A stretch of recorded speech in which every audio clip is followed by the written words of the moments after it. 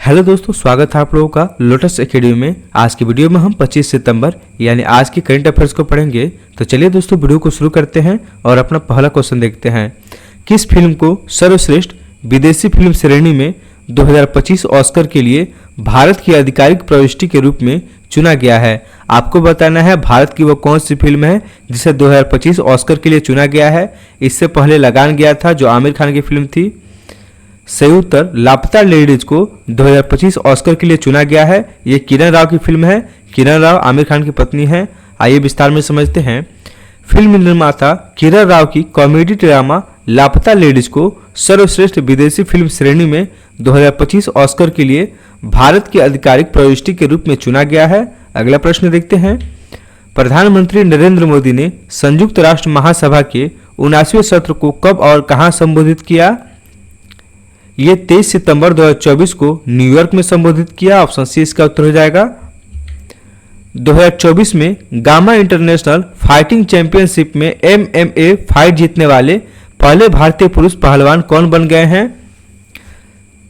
तो दोस्तों संग्राम सिंह बन गए हैं। ऑप्शन सी इसका उत्तर हो जाएगा। भारतीय पहलवान संग्राम सिंह जॉर्जिया में gamma international fighting championship Tbilisi में MMA इसका फुल फॉर्म होता है मिश्रित मार्शल आर्ट मुकाबला जीतने वाले पहले भारतीय पुरुष पहलवान बन गए हैं। अगला प्रश्न देखते हैं। भारत के लिए 2024 शतरंज ओलंपियाड में किन टीमों ने स्वर्ण पदक जीते हैं? तो दोस्तों पुरुष और महिला दोनों टीमों ने स्वर्ण पदक जीता है। ऑप्शन सी इसका उत्तर हो जाएगा। विस्तार में समझते हैं। 22 सितंबर 2024 को हंगरी के बुडापेस्ट में आयोजित 45वें अंतर्राष्ट्रीय शतरंज महासंघ शतरंज ओलंपियाड में पुरुष और महिला दोनों टीमों ने स्वर्ण पदक जीता है। आप सभी पॉइंट को नोट करते हुए चलेगा। वीडियो पसंद आ रहा हो तो वीडियो को लाइक कीजिए। अगला प्रश्न देखते हैं। अगले वायुसेना प्रमुख के रूप में किसे नियुक्त किया गया है? तो दोस्तों अगले वायुसेना प्रमुख के रूप में अमरप्रीत सिंह को नियुक्त किया गया है। ऑप्शन बी का उत्तर हो जाएगा। एयर मार्शल अमरप्रीत सिंह जो वर्तमान में वायुसेना के उप प्रमुख हैं को अगले वायुसेना प्रमुख के रूप में नियुक्त किया गया है। वह 30 सितंबर 2024 को एयर चीफ मार्शल विवेक राम चौधरी से पदभार ग्रहण करेंगे। अगला प्रश्न देखते हैं।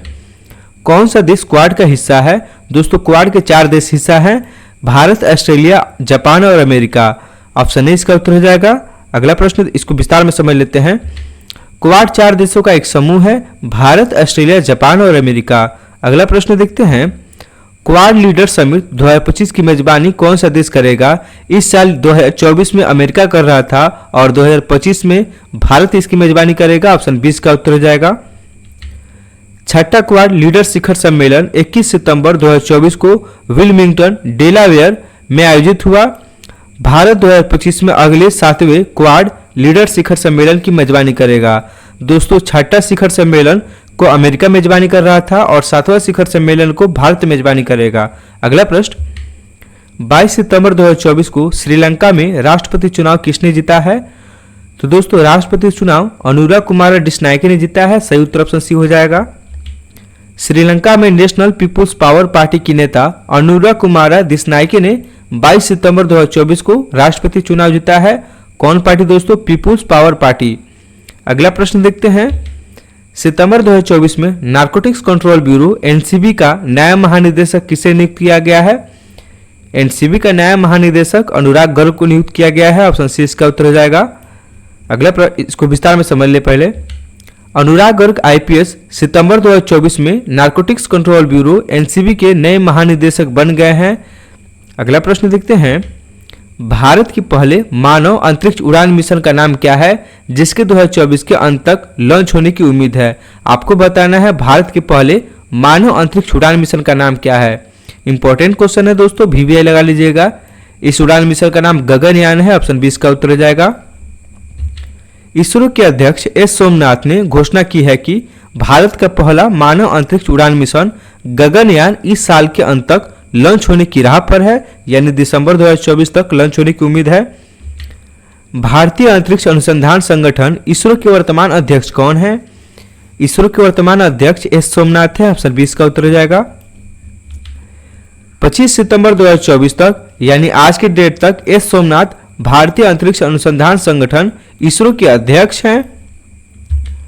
सितंबर 2024 में प्रधानमंत्री नरेंद्र मोदी की संयुक्त राज्य अमेरिका यात्रा में निम्नलिखित में से किस शिखर सम्मेलन में भागीदारी शामिल है?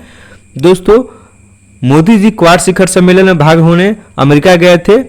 ऑप्शन 20 का उत्तर हो जाएगा। और इसी शिखर सम्मेलन को भारत अगले साल मेजबानी करेगा।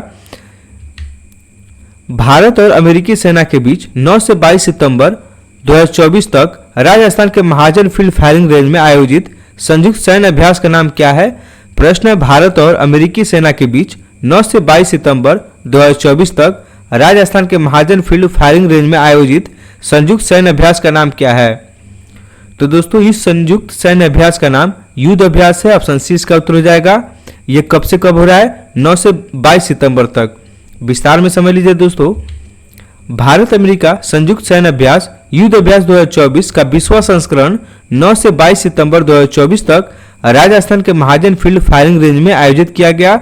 दोस्तों, जगह का नाम याद रखिएगा, राजस्थान में किया गया और ये 20वां संस्करण था। 9 से 22 सितंबर तक चला था, जिसमें भारत और अमेरिका के सैनिक अभ्यास कर रहे थे। अगला प्रश्न, नवंबर 2016 से सितंबर 2024 तक भारतीय अर्थव्यवस्था में नकदी कैश का प्रचलन कितना बढ़ा है? आप लोगों को मालूम होगा 8 नवंबर 2016 को नोटबंदी हुआ था। तो उस दिन से और आज की डेट तक भारत में कैश कितना बढ़ा है, आपको यह बताना है। तो दोस्तों, उस समय 16.5 लाख करोड़ रुपए था, जो बढ़कर 34.7 लाख करोड़ रुपए हो गया है कैश भारत का। ऑप्शन 20 का उत्तर हो जाएगा। 25 सितंबर 2024 तक प्रचलन में नकदी यानी कैश 34.70 लाख करोड़ रुपए थी, जो 2016 में विमुद्रीकरण से पहले 16.5 लाख करोड़ रुपए थी। विमुद्रीकरण को नोटबंदी कहते हैं और इसे इंग्लिश में डिमोनेटाइजेशन कहते हैं। नवंबर 2016 में विमुद्रीकरण का मुख्य उद्देश्य क्या था? दोस्तों, आपको बता चुके हैं 8 नवंबर 2016 को नोटबंदी हुआ था, जिसे विमुद्रीकरण कहते हैं और अंग्रेजी में इसे डिमोनेटाइजेशन कहते हैं। आपको बताना है नोटबंदी का मुख्य उद्देश्य क्या था। तो नोटबंदी का मुख्य उद्देश्य काले धन को खत्म करना और डिजिटल भुगतान को प्रोत्साहित करना है। ऑप्शन सी इसका उत्तर हो जाएगा। विमुद्रीकरण का उद्देश्य काले धन को खत्म करना और डिजिटल भुगतान को प्रोत्साहित करना था। विमुद्रीकरण के बाद मार्च 2017 तक प्रचलन में बैंक नोटों का मूल्य 20.2% कम हो गया था। अगला क्वेश्चन, 2019 से 2020 और 2023 से 2024 के बीच यूपीआई लेनदेन की मात्रा में कितनी वृद्धि हुई है? अगर डायरेक्ट पूछे तो 2020 से 2024 के बीच यूपीआई में कितनी वृद्धि हुई है? तो दोस्तों, 4 साल में 10 गुना वृद्धि हुआ है। ऑप्शन सी इसका उत्तर हो जाएगा। यूपीआई लेनदेन में 10 गुना वृद्धि हुई 2019-20 में 12.5 बिलियन से 2023-24 में 131 बिलियन तक, जो डिजिटल भुगतान की मात्रा 80% है। अगला प्रश्न देखते हैं, WHO द्वारा कुष्ठ रोग को खत्म करने वाला पहला देश कौन सा देश घोषित हो गया है? कुष्ठ रोग को खत्म करने वाला पहला देश जॉर्डन बन गया है। ऑप्शन 20 का उत्तर हो जाएगा। 19 सितंबर 2024 को विश्व स्वास्थ्य संगठन WHO ने जॉर्डन को कुष्ठ रोग को खत्म करने वाला पहला देश घोषित किया। अगला क्वेश्चन, 19 से 22 सितंबर 2024 तक वर्ल्ड फूड इंडिया 2024 कहां आयोजित किया गया? तो दोस्तों, world food India 2024 Bharat Mandapam नई दिल्ली में आयोजित किया गया था। यह कब से कब तक हुआ था? 19 से 22 सितंबर, यानी 3 दिन तक हुआ था। वर्ल्ड फूड इंडिया 2024 एक 4 दिवसीय वैश्विक कार्यक्रम 19 सितंबर 2024 को नई दिल्ली के भारत मंडपम में शुरू किया गया था। अगला क्वेश्चन, 2024 जम्मू कश्मीर विधानसभा चुनाव के पहले चरण में मतदान प्रतिशत कितना था? पहले चरण का चुनाव कब हुआ था? 18 सितंबर को। आपको बताना है इसमें कितना मतदान प्रतिशत था। तो सही उत्तर ऑप्शन बी हो जाएगा 59%।